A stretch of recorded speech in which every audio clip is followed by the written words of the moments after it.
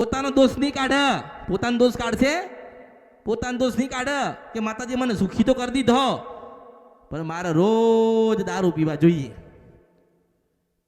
એવું મને માણસ કહે છે. એવું નહીં કે, પણ જો યાદ રાખજો મેં તમને સુખી કર્યા અને તમે મને કીધું ને કે અમે દુઃખી થયા, તો બધાની હાજરી એમ કહીશ કે ભાઈ મેં કીધું તો કે બૈરા કરજે, મેં કીધું તો કે જુગાર રમવા જજે, મેં કીધું તું કે દારૂ પીજે, મેં કીધું તો, મેં તો એવું કીધું તું કે બાળ બચ્ચાને પરિવારને સાચવીને રાખજે, કોઈક વેપાર ધંધો નવો ચાલુ કરે તો ખોડિયાલ કે બ્રહ્માણીના નામનો ચાલુ કરજે.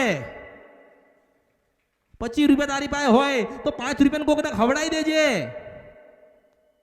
તમે તમારા મોત શોખથી દુઃખી થયા એટલે અમૃતની મેળવીને કહેવા આવવાનું મારી પાસે આવવાની જરૂર, તમે તમારી માના નહીં થયા તો મારા ના થાય, અને જે મારો થઈ ગયો એની ખોડિયાલ થાય, બ્રહ્માણી થાય ને કાળકા થાય.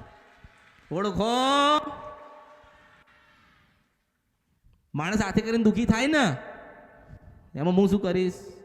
પછી હું કશું બોલતી બર્યું જાઓ તમારું કર્મ ધર્મ, બીજું તો પછી શું કહું?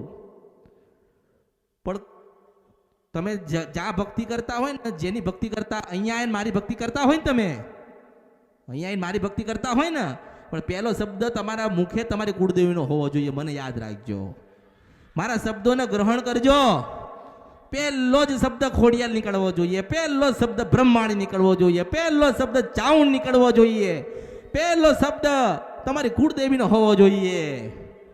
તમારી કુળદેવીની પાછળ હું જ છું.